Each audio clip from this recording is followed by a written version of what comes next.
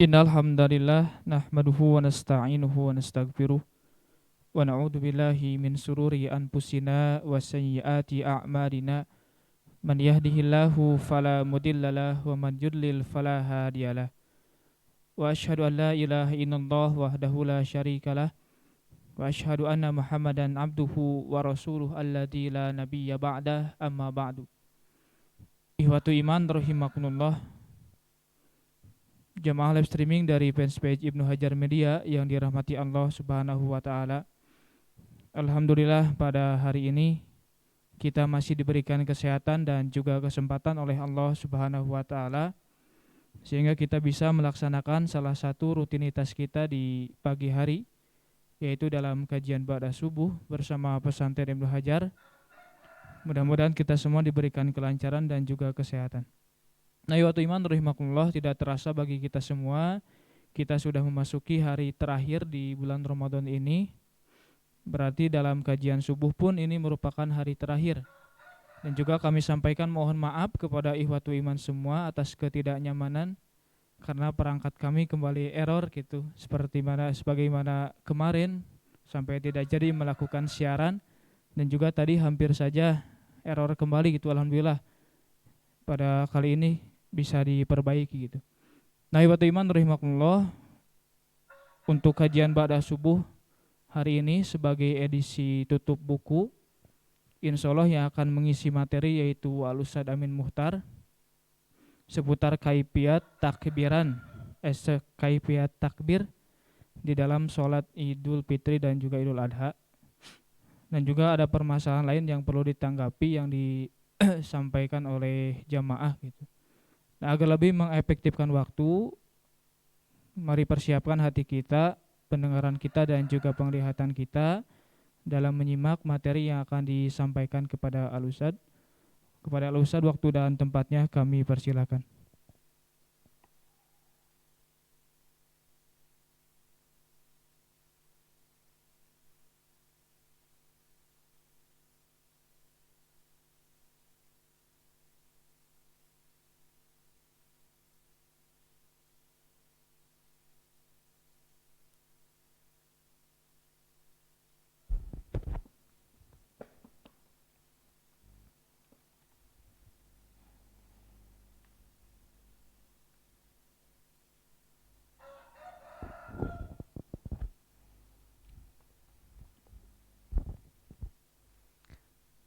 Alhamdulillahilladzi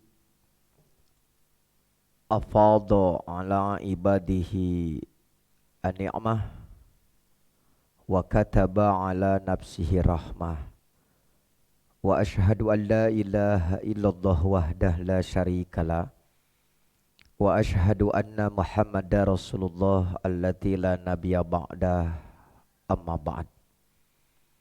Ikhwatu iman, bapak-bapak dan ibu-ibu para mujahid ilmu, alhamdulillah atas kudroh iroda serta inayah Allah,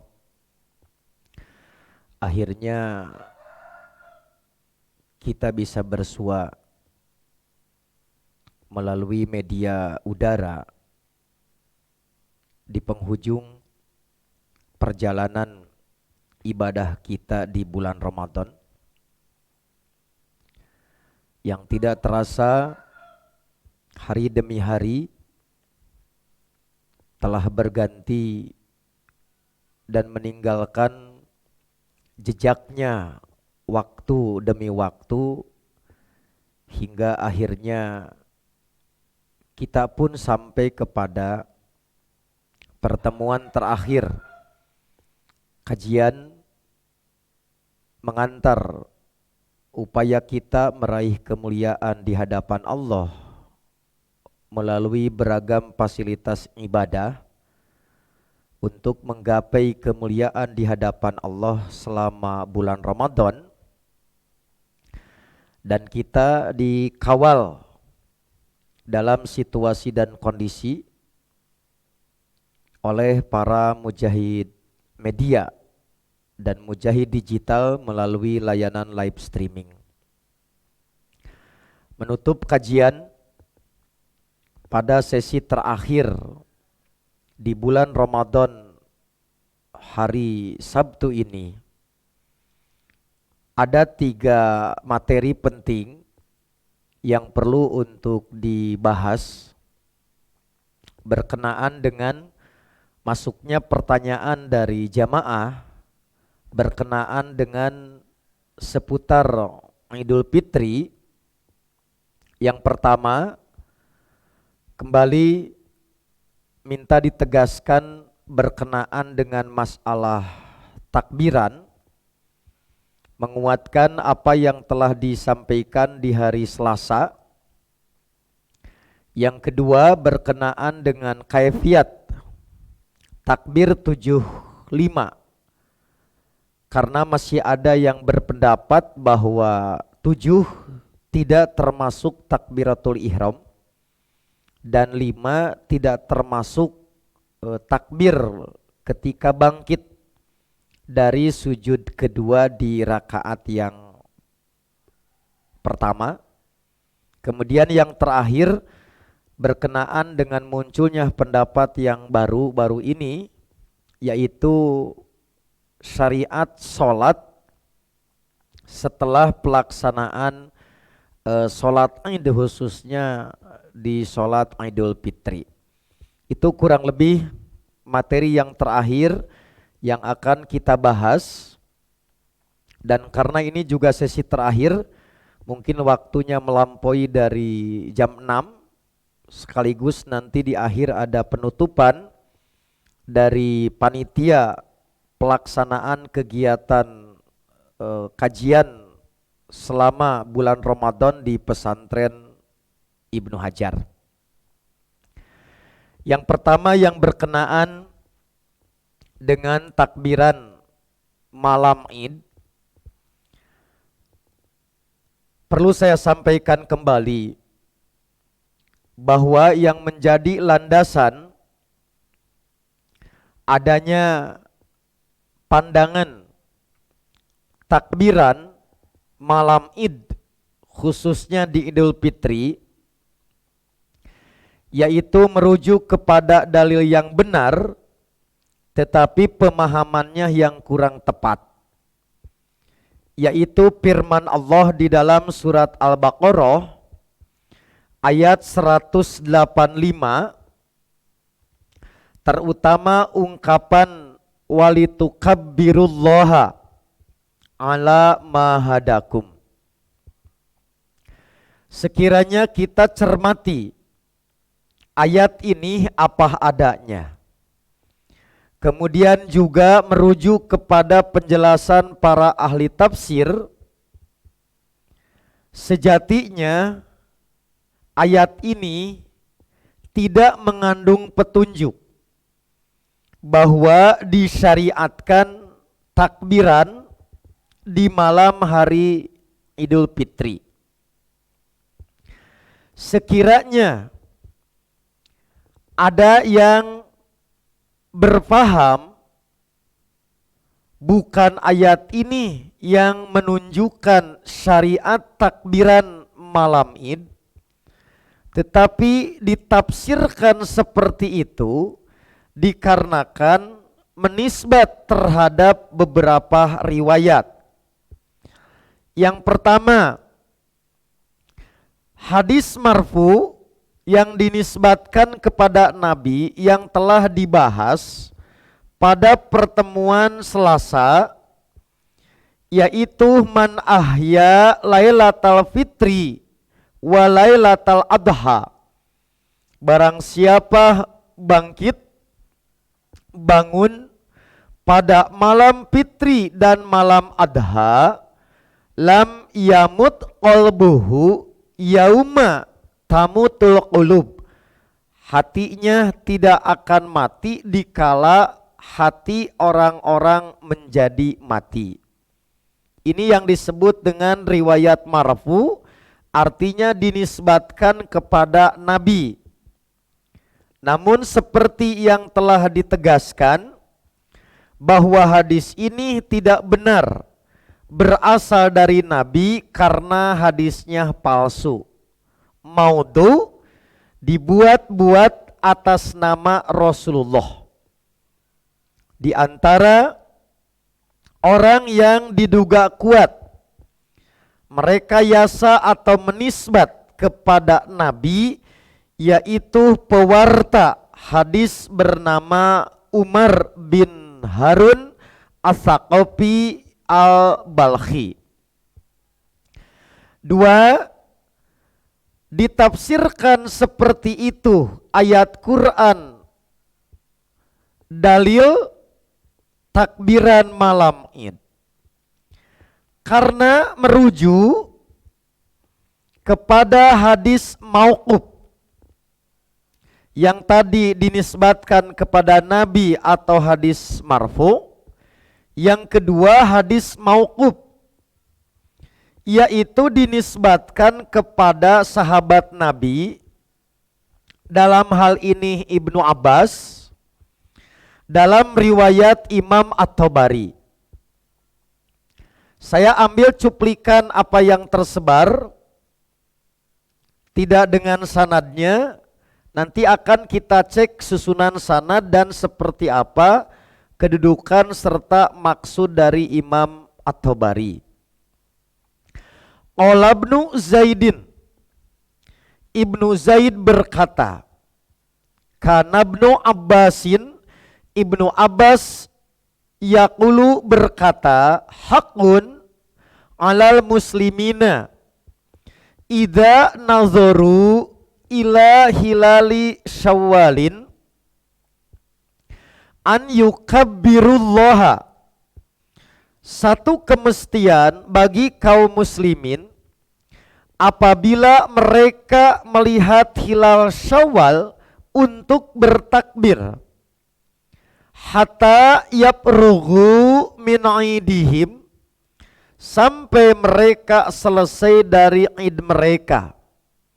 Li'anna Allah Ta'ala dzikruhu yaqulu, karena Allah yang maha tinggi zikirnya berfirman, walitukmilul iddata walitukabbirullaha ala ma hadakum, karena Allah berfirman, dan hendaklah kamu mencukupkan bilangannya, dan hendaklah kamu mengagungkan Allah atas petunjuknya yang diberikan kepadamu. Demikian hadis yang tersebar tanpa ada sanad, dinisbatkan kepada Imam At-Tabari. Hasil penelitian pencantuman hadis ini paling tidak bermasalah dilihat dari beberapa aspek. Pertama, hadis ini tidak benar atau sekurang-kurangnya tidak dapat dipastikan bersumber dari Ibnu Abbas. Sekiranya kita akan menggunakan hadis ini melepaskan dari konteks maksud Imam At-Tabari. Yang jadi alasan hadis ini tidak benar atau sekurang-kurangnya tidak dapat dipastikan bersumber Ibnu Abbas dengan dua alasan. Satu, jika yang dimaksud dengan sebutan Ibnu Zaid di dalam riwayat tersebut adalah Abdurrahman bin Zaid bin Al-Aslam bin Aslam Al-Umari Al-Madani Al-Adawi yang wafat di tahun 182 Hijriah, maka terjadi disconnect, putus hubungan, terjeda jalur periwayatan yang disebut dengan inqito, terputus jalur periwayatannya. Sebab Ibnu Zaid seorang tabi'ut tabi'in, istilahnya al-wusta min atba'at tabi'in, yaitu tabi'ut tabi'in generasi pertengahan, sudah pasti ia tidak sezaman dengan para sahabat.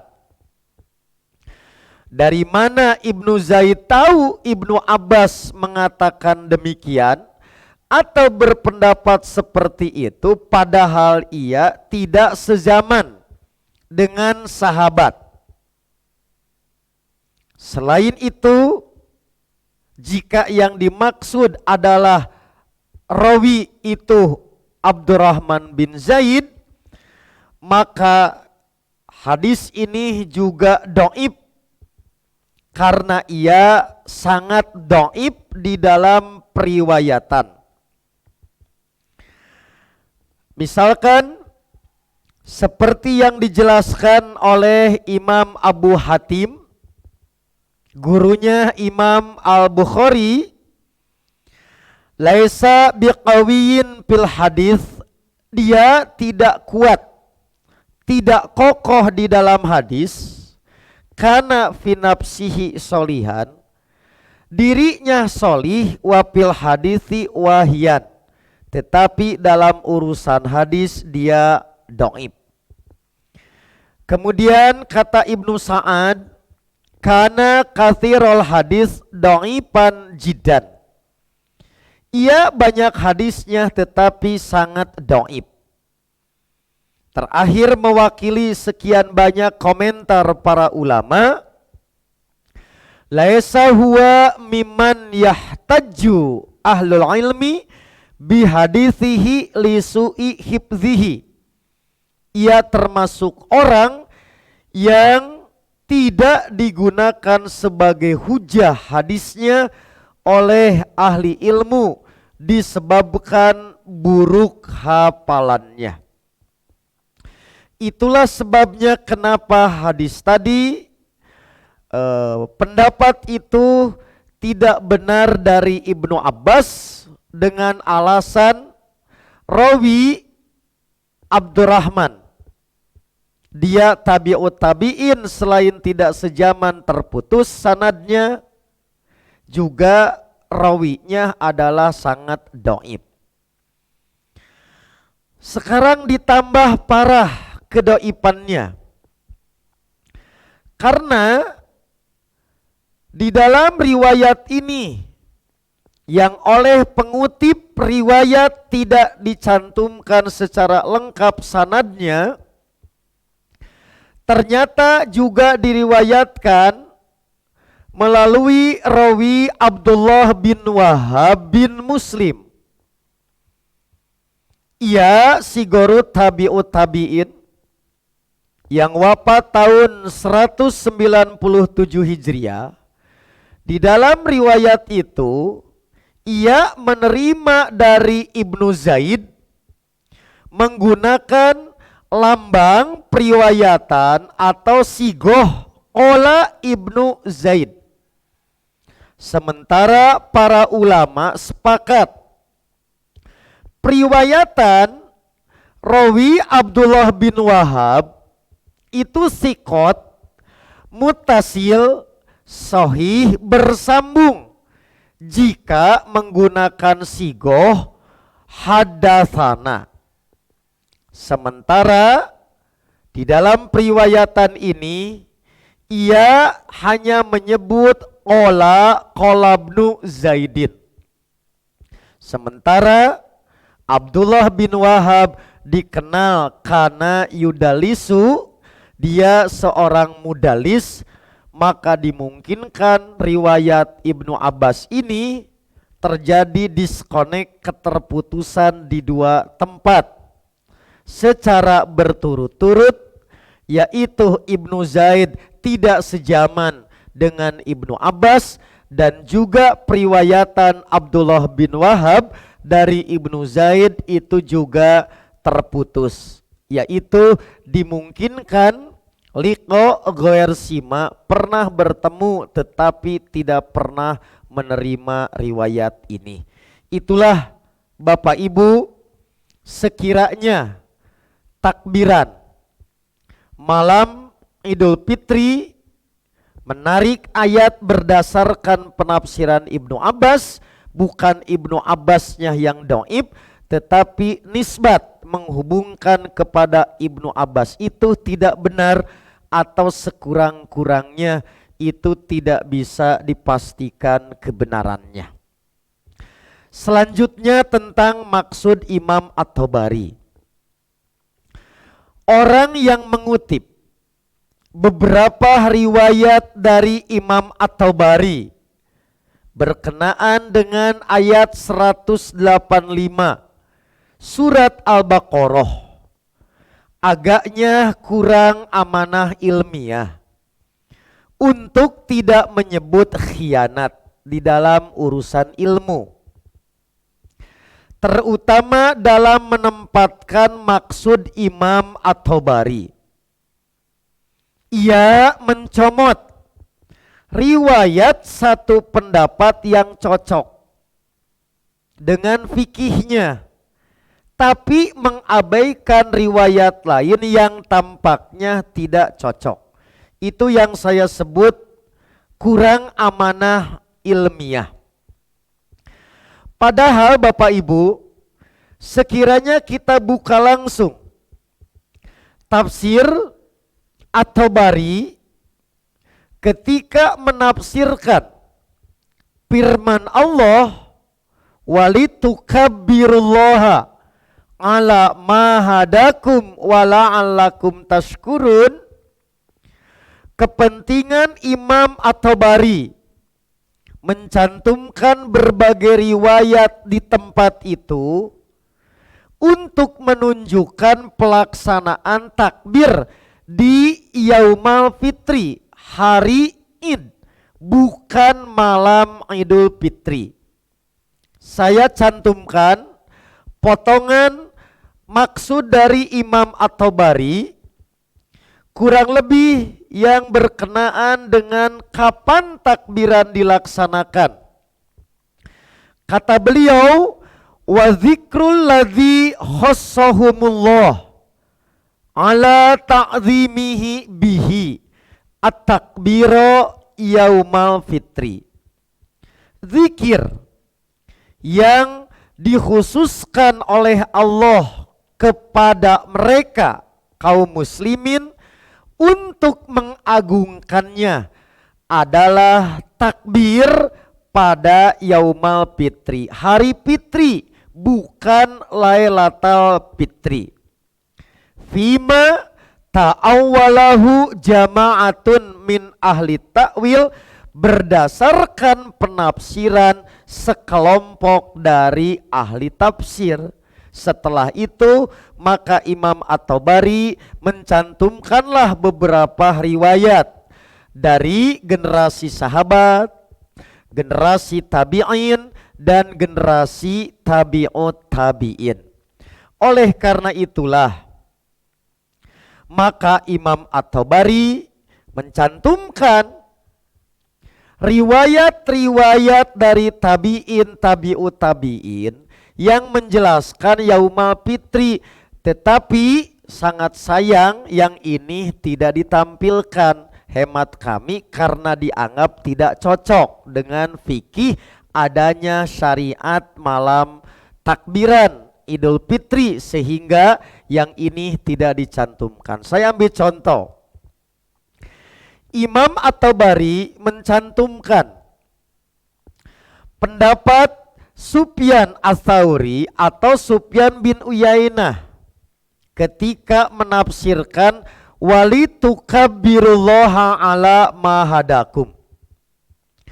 Kata Ibnu Mubarak, sami'tu Sufyan yaqul, saya mendengar Sufyan berkata, apa arti walitukabbirullaha ala ma hadakum?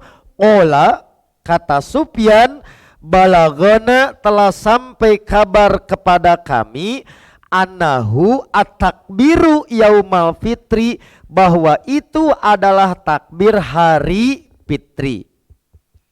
Kemudian juga penjelasan dari Abdurrahman bin Zaid, seperti yang diriwayatkan oleh Yunus dari Ibnu Wahbin, qala Abdurrahman ibni Zaidin atau qala Abdurrahman ibnu Zaidin, wal jama'atu indana ala an yagdu bitakbir ila musalla, yaitu bahwa sekelompok di antara kami berpendapat yaitu berangkat ke musola dengan bertakbir. Ini di antara contoh-contoh maksud Imam At-Tabari yang menegaskan bahwa ayat itu sekiranya mau diambil sebagai panduan teknis pelaksanaan takbir berkenaan dengan Yaumal Fitri, maka Imam At-Tabari apa adanya untuk dicantumkan, kita tinggal cek.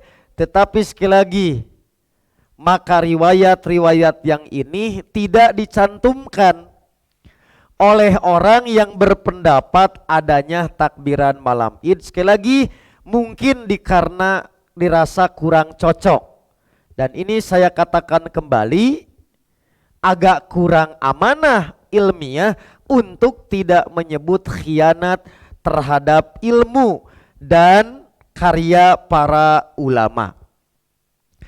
Kemudian perlu kami tegaskan ulang, karena tidak ada satupun hadis yang sahih baik dari Nabi, sahabat, tabi'in, bahkan yang ada menunjukkan sebaliknya. Berarti ayat 185 surat Al-Baqarah tidak tepat untuk dijadikan alasan adanya syariat bertakbiran malam Id. Juga tidak benar bersumber dari sahabat, juga tidak benar bersumber dari para tabi'in. Karena faktanya kita temukan bahwa para tabi'in seperti Urwah bin Zubair, Abu Salamah bin Abdurrahman mulai bertakbir ketika berangkat ke tanah lapang, seperti yang dicantumkan oleh Imam Asy-Syafi'i di dalam kitabnya Al-Um di juz 1 halaman 231. Oleh karena itu, bagaimana syariat takbiran tidak ada yang lebih tepat, lebih benar untuk dijadikan panduan dan panutan di dalam beramal selain Nabi yang diamalkan oleh para sahabat, yaitu bertakbir sejak dari rumah menuju lapang sampai dimulai sholat Id, sebagaimana riwayat yang telah saya sampaikan secara detail di pertemuan Selasa, antara lain disampaikan oleh Ibnu Umar, annan nabiyya sallallahu alaihi wasallam kana yarfa'u sautahu bitakbir wa tahlil hala khurujihi ilal id yaumal fitri hatta ya'tiyal musalla.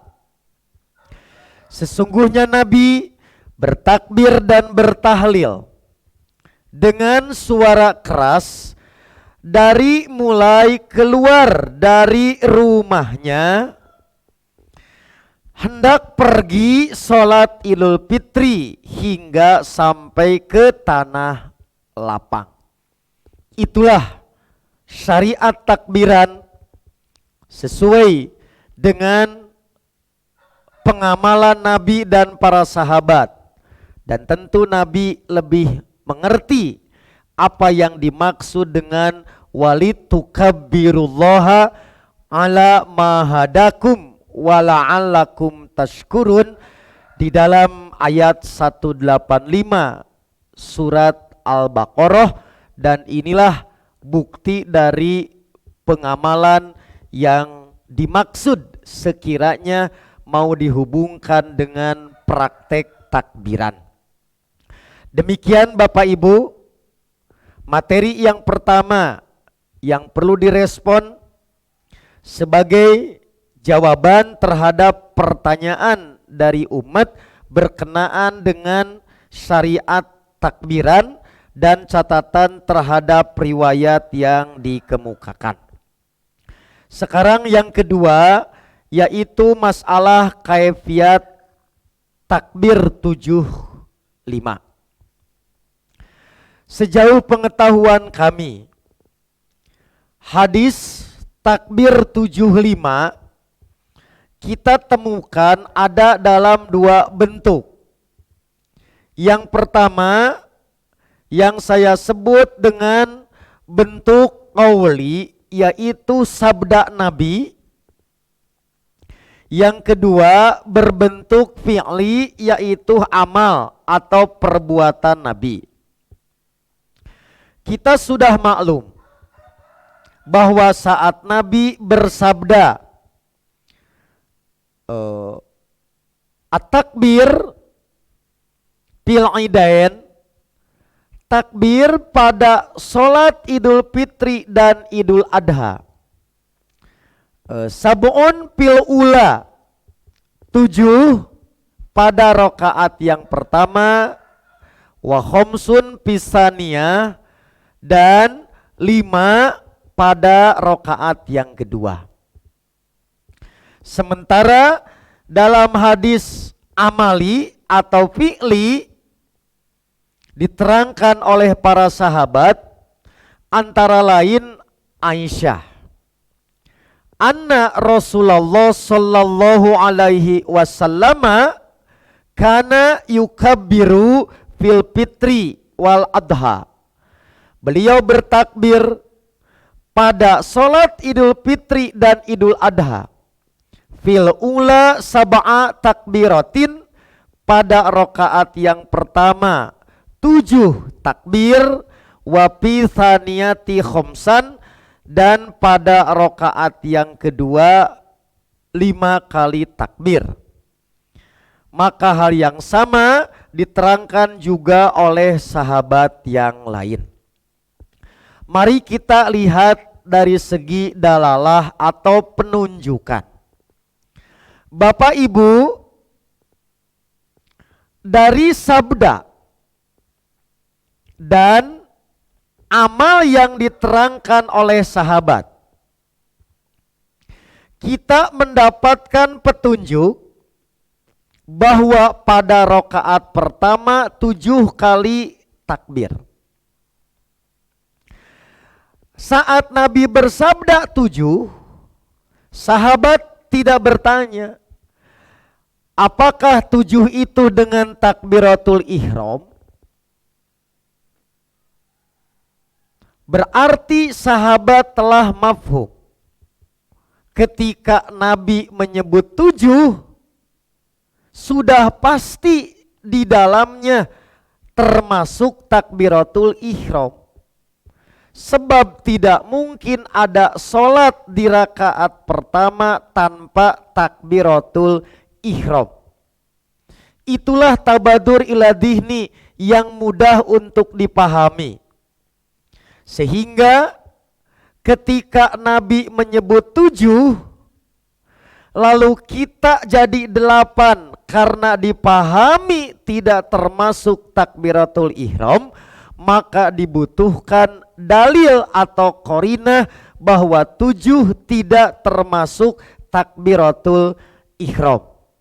Sampai saat ini kami belum pernah menemukan ada dalil yang memilah bahwa 7 tidak termasuk takbiratul ihram sehingga menjadi 8 jumlah takbir di rakaat pertama. Jadi sekali lagi, memahami 7 termasuk takbiratul ihram tidak perlu dalil khusus, karena sudah pasti saat takbir di rakaat pertama ada takbiratul ihram. Demikian kira-kira yang disampaikan oleh tim penulis buku Dewan Hizbah, baik di Risalah Salat maupun di buku yang terbaru yang telah selesai tetapi terjeda tak sempat diterbitkan karena terjeda oleh corona. 2. Ketika rakaat kedua Nabi menegaskan 5 kali takbir.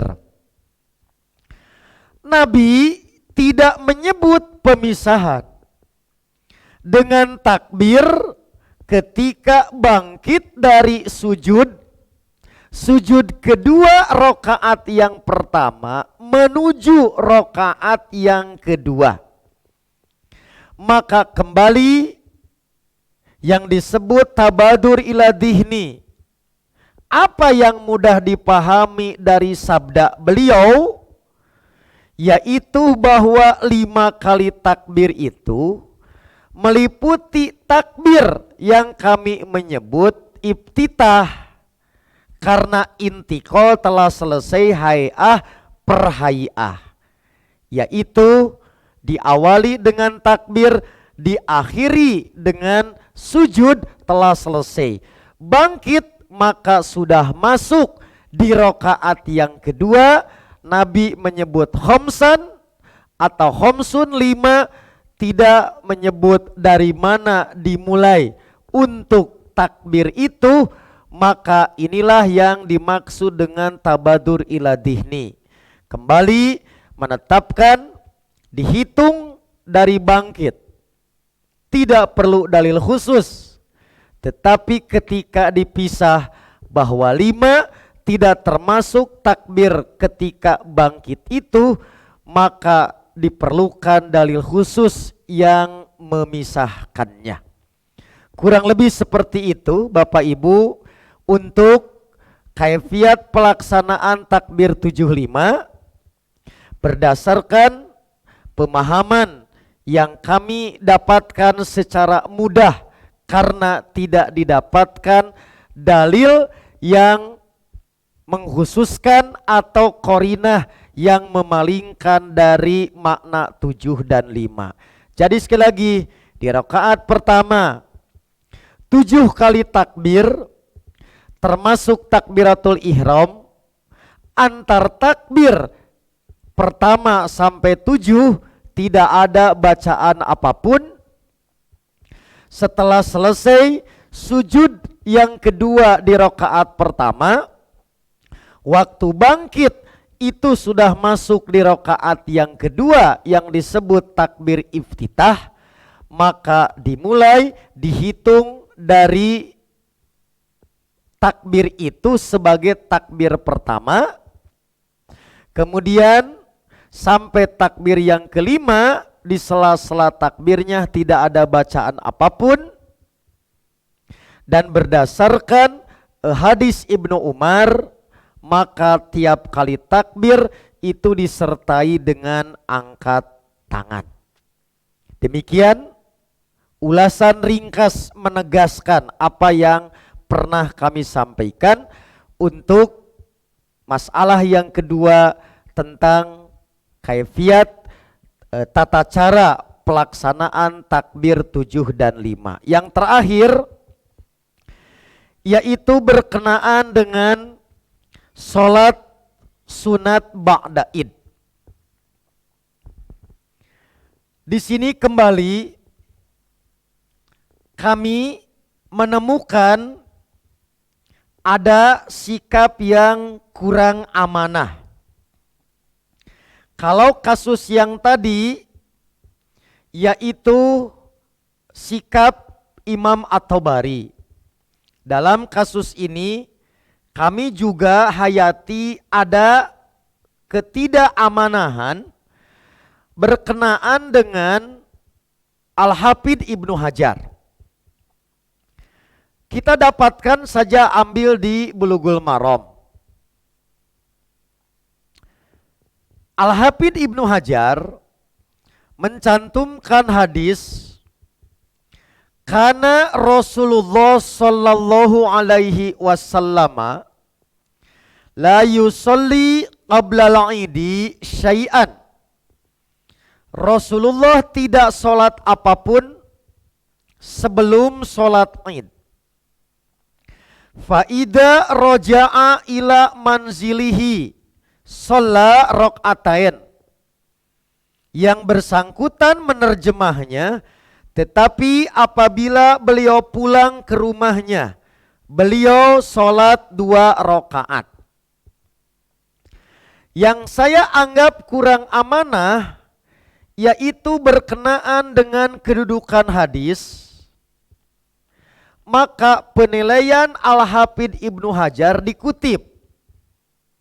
Tetapi berkenaan dengan fikih hadis, maka apa yang dikemukakan oleh Al-Hafidh Ibnu Hajar tampaknya diabaikan. Catatan yang ingin saya sampaikan berkenaan dengan kedudukan hadis, boleh dinyatakan bahwa hadis ini dalam posisi yang kontroversial. Sebagian ulama mendoibkan atau minimal memperbincangkan kehujahan hadis dengan sebab ada rawi Abdullah bin Muhammad bin Aqil, seperti yang disampaikan oleh Imam Asy-Syaukani di dalam kitabnya Nailul Autor, yang juga dikutip oleh Imam Al-Mubarakafuri di dalam kitabnya Tuhfatul Ahwadhi, Syarah Sunan At-Tirmidzi di jilid yang pertama halaman 378, kurang lebih fi isnadihi Abdullah ibnu Muhammad ibni Aqilin wa fihi maqalun. Di dalam sanadnya terdapat Abdullah bin Muhammad bin Aqil, tentang dirinya terdapat perbincangan. Sekiranya Bapak Ibu kita mau menolak hadis ini sebagai hujah, ada celah pendoipan. Minimal merujuk keterangan awal dari Imam Asy-Syaukani dan Imam Al-Mubarakafuri. Tapi mari kita tunda. Sekiranya kita mau merujuk kepada ulama lain yang menilai minimal hadis ini hasan, seperti yang saya katakan tadi, yaitu penjelasan Al-Hafidh Ibnu Hajar di dalam Bulughul Maram, rawahu Ibnu Majah bi isnadin hasanin. Hadis ini diriwayatkan oleh Ibnu Majah bi isnadin hasanin, dengan sanad yang hasan. Disinilah Bapak Ibu penting saya sampaikan kembali, sekiranya kita mau berpendapat secara pribadi, sebetulnya lebih aman pendapat fikih pribadi saja, tanpa harus menisbat kepada para imam. Sekiranya ternyata ada perbedaan fikih antara kita dengan seorang imam, maka perlu saya sampaikan catatannya. Menurut kami, Al-Hafidh Ibnu Hajar sudah demikian jujur dengan mengatakan bi isnadin hasanin. Sekiranya kita mau merujuk kepada penjelasan beliau dan ulama yang sependapat, secara sanad hadisnya itu selesai, hasan. Tetapi secara matan, maka di sini ada perbincangan. Tak terkecuali Al-Hafidh Ibnu Hajar panjang lebar membahas permasalahan ikhtilaf secara pemahaman matan atau fahmul hadis. Saya ambil contoh cuplikannya. Beliau menyampaikan berbagai pendapat para ulama di dalam memahami, terutama menempatkan hadis Ibnu Abbas. Kata Ibnu Abbas, Nabi tidak pernah sholat 2 rakaat atau sholat sebelum Id dan setelah Id. Lalu tiba-tiba ada hadis Abu Sa'id Al-Hudri yang menyatakan setelah Id ternyata Nabi sholat. Katanya tidak ada. Sementara kata Abu Sa'id ada. Mana yang benar? Maka para ulama mencoba melakukan thariqatul jam'i, kompromi, disatukan. Tetapi saat mentakwil maka terjadi ikhtilaf bagaimana wajhul jam'i, bagaimana aspek mengkompromikan tidak seragam. Ada yang membatasi maksud hadis Ibnu Abbas itu di musola, sementara kejadian ini adalah di rumah. Ada juga yang memberikan ide, gagasan. Apa? Yaitu maksudnya itu tidak berlaku untuk makmum, tetapi berlaku untuk imam. Jadi untuk makmum tidak disyariatkan. Untuk imam disyariatkan. Ada sholat setelah Id. Jadi kurang lebih seperti itu pemetaan para ulama, seakan-akan hadis ini dengan hadis sebelumnya yang dicantumkan oleh Al-Hafidh di dalam Bulughul Maram itu ternyata tidak seragam dari sisi pemahaman. Akhirnya setelah panjang lebar, Al-Hafidh Ibnu Hajar mengambil kesimpulan begini. Sekiranya Bapak Ibu kita mau menempatkan hadis ini hasan. Walhasilu, kesimpulannya, anna sholatal idi lam yasbut laha sunnatun qablaha wala ba'daha. Maka tidak ada sunnah baik sebelum maupun sesudahnya, tidak ada syariat. Khilafan lima qosaha alal Jumat. Berbeda dengan orang yang mengkiaskan kepada sholat Jumat. Wa amma mutlaqun nafli. Adapun sholat sunat mutlak. Falam yasbut pihi man'un bidalilin hosin. Maka tidak didapatkan ada dalil khusus yang melarang. Illa in kana dzalika fi waqtil karohah alladzi fi jami'il ayyam. Kecuali jika dilakukan pada waktu terlarang di semua hari. Jadi kesimpulannya Bapak Ibu, sekiranya mau mengambil satu, kedudukan hadisnya hasan, kedua mengikuti maksud Al-Hafidh, maka sholat Nabi di rumah setelah Id tidak ada kaitan dengan urusan Id, tetapi yang disebut dengan sholat sunat mutlak, bukan sholat ba'da Id, karena kata beliau tidak ada sholat sunat qobla dan ba'da Id. Itulah sekali lagi Bapak Ibu, sekiranya kita mau merujuk kepada para ulama, lebih bijaksana apabila yang dikemukakan oleh para ulama itu dibacakan apa adanya. Sekiranya kita tidak sependapat dengan ulama yang dimaksud, baru kita memberikan catatan. Daripada kita mengutip ternyata tidak utuh sesuai dengan maksud para ulama, maka tampaknya ini yang dikhawatirkan kurang amanah untuk tidak menyebut khianat terhadap ilmu dan para ulama. Tentu ini adalah perbuatan yang kurang terpuji. Jadi dengan demikian ada dua peluang yang bisa dikemukakan sekiranya kita menolak hadis ini.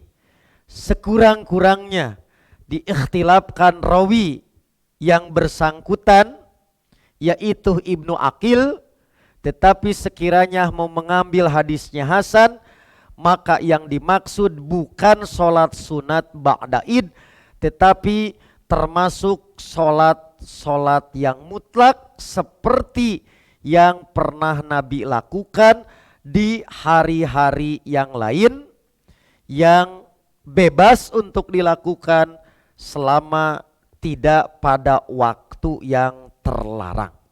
Saya kira demikian Bapak Ibu yang bisa disampaikan.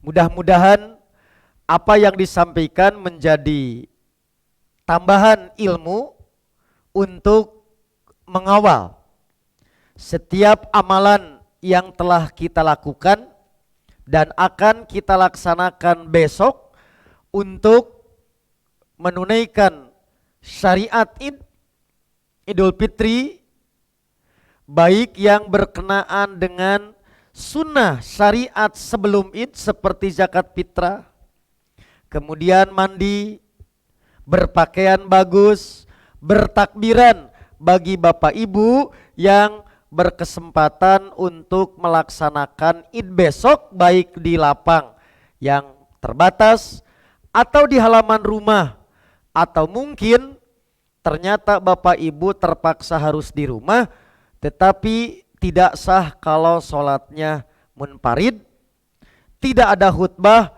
tidak bisa dilaksanakan seperti keputusan Dewan Hizbah. Begitu juga insya Allah kami, terutama saya, akan melaksanakan di ruang terbuka. Saya belum tahu apakah luas atau terbatas. Maka bagi Bapak Ibu yang belum bisa keluar rumah, maka insya Allah paling tidak khutbah Id itu akan ditayangkan secara live streaming juga oleh Facebook Ibnu Hajar Media. Dan insya Allah mudah-mudahan berbagai syariat yang Allah tetapkan dapat kita amalkan walaupun masih diliputi suasana dan situasi kondisi yang belum ideal. Saya kira demikian menutup kajian kita. Mudah-mudahan apa yang disampaikan menjadi tambahan ilmu yang bermanfaat, dan mohon maaf atas segala kekurangan. Saya serahkan kepada Ustadz Aziz karena waktu jua yang memisahkan kita. Sekiranya ada pertanyaan nanti akan kita jawab di kolom komentar. Ustadz Aziz tutup saja dulu, dan sebelum saya pamit saya haturkan ucapan terima kasih kepada jajaran pengurus di Yayasan Ibnu Hajar, pengurus pesantren Ibnu Hajar, dan tentu kru panitia yang telah berjibaku siang malam mencurahkan segala kemampuan untuk terselenggaranya berbagai acara, program, khususnya live streaming melalui media online ini. Juga kepada para pimpinan, pengurus dan kru Dialog Islam yang telah memberikan ilmu, terutama bagaimana kami mengelola media dan juga perangkat pendukung termasuk kamera. Tak lupa atas doa dan dukungan jamaah Ibnu Hajar, khususnya Bapak Ibu dimanapun berada, atas dukungan terhadap kami di dalam upaya melangkah tanpa kenal lelah untuk menggapai mardotilah. Semoga tercatat dengan tinta emas para malaikat dan insya Allah diterima sebagai amalan mutakabbalan. Demikian yang bisa disampaikan. Mudah-mudahan menjadi ilmu dan sodakoh jariah, serta mohon maaf atas segala kekurangan. Aqulu qouli hadza wa astaghfirullah li wa lakum. Wassalamualaikum warahmatullahi wabarakatuh.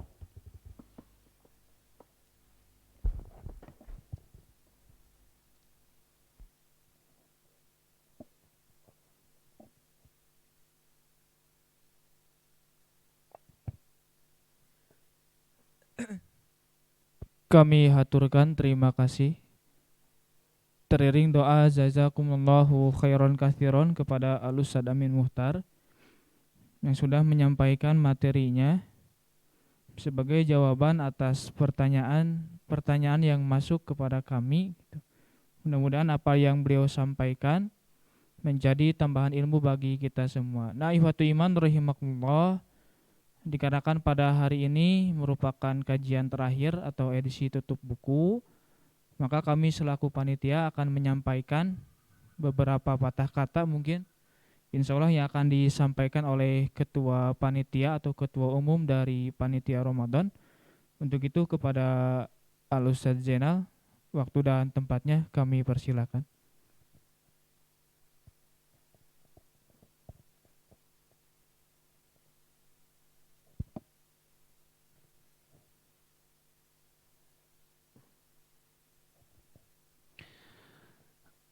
Hamdan wa syukran lillah, asyhadu an la ilaha illallah wahdahu la syarikalah, wa asyhadu anna Muhammadan abduhu wa rasuluhu alladzi la nabiyya wa la rasula ba'dah fi ma ba'di.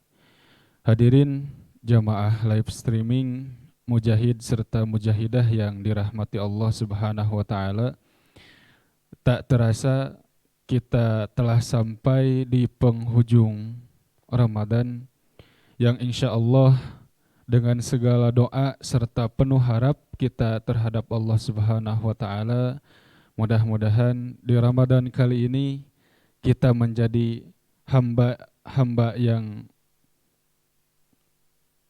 dijanjikan oleh Allah Subhanahu wa taala mendapatkan magfirah Allah Subhanahu wa taala.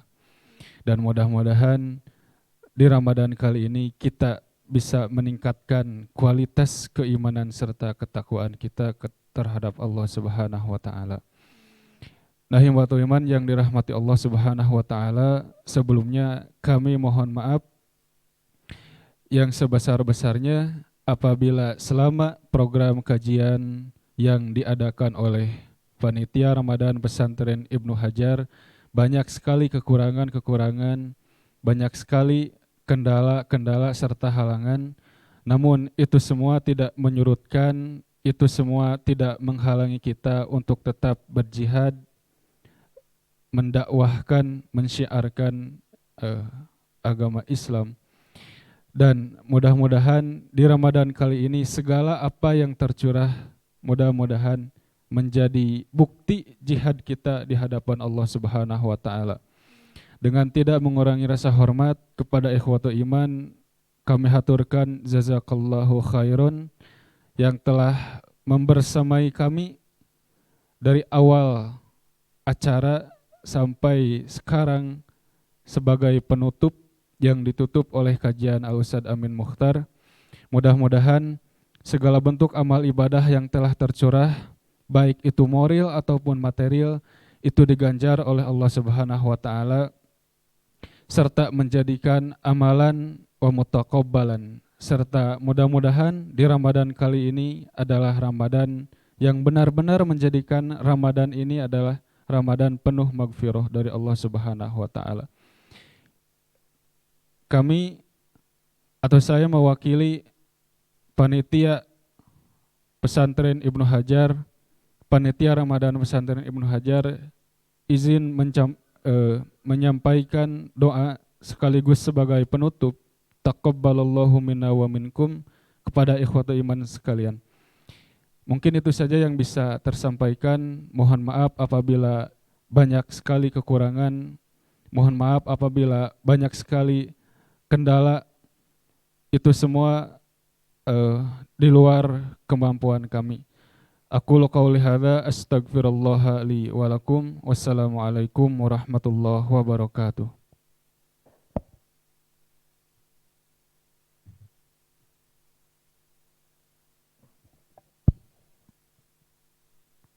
Jazakumullahu khairan kasiron kepada Al-Ustadz Zainal yang sudah menyampaikan laporannya, dan juga ucapan terima kasih kepada Ihwatu Iman semua yang telah mendukung setiap program yang telah kami selenggarakan. Nah, Ihwatu Iman rahimakumullah, insya Allah untuk media Ibnu Hajar Media di fanpage itu selepas Ramadan pun nanti bisa diakses gitu. Jadi kajian-kajian yang telah kami selenggarakan selama bulan suci Ramadan bisa diputar ulang kembali gitu nanti setelah Ramadan. Barangkali ada Ihwatu Iman yang ingin mengaji online kembali gitu. Nah, Ihwatu Iman rahimakumullah, sekali lagi kami haturkan terima kasih banyak. Teriring doa jazakumullahu khairan katsiron kepada Ihwatu Iman semua yang sudah mendukung baik moral maupun moral kepada kami sehingga kami bisa menyelenggarakan setiap program yang telah kami rencanakan. Mudah-mudahan segala ikhtiar dan juga usaha yang telah jamaah semua kerahkan dalam mendukung program kami dicatat sebagai amalan mutaqabbalan oleh Allah Subhanahu wa taala. Dan juga kami ucapkan juga permohonan maaf barangkali ada kata-kata yang keluar dari mulut kami tidak pantas di hadapan Ihwatu Iman semua, dan juga atas pelayanan yang kurang baik dalam segi streaming maupun yang lainnya. Mudah-mudahan ini menjadi evaluasi bagi kami sebagai panitia untuk program yang lainnya gitu. Nah, Ihwatu Iman rahimakumullah, itu mungkin yang bisa kami sajikan pada kesempatan kali ini. Insya Allah kita bertemu kembali di Ramadan yang akan datang. Mudah-mudahan kita dipertemukan kembali dengan Ramadan dalam keadaan sehat walafiat. Aqulu qouli hadza wa astaghfirullaha li wa lakum. Assalamualaikum warahmatullahi wabarakatuh.